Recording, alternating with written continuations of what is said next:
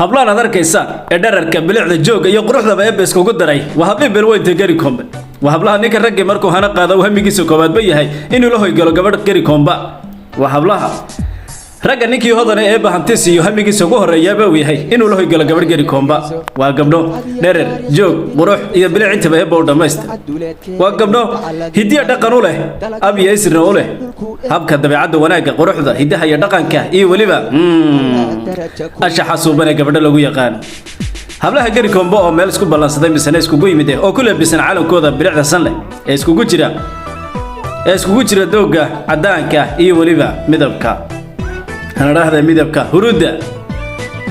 buluuga calankooda buluuga xidigtuna oo dhaxda kaga sawiran tahay ayaa waxa isugu yimaadeen goob kadibna waxay ku looqeynayaan bal hadday la dhageys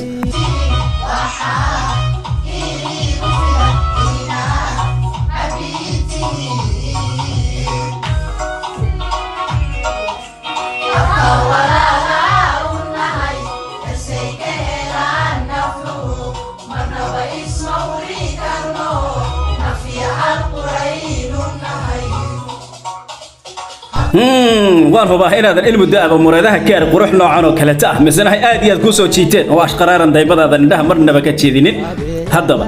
su'aasha kale ka dhax guuxa sida isweydiinaysaa waxay tahay amaba si aad la yaaban tahay oo lama filaanka kugu noqotay waa habka dhereerka sida ay isku leeyihiin aysan jirin gabadh ka gaaban amaba se gabadhaha kale ka dhe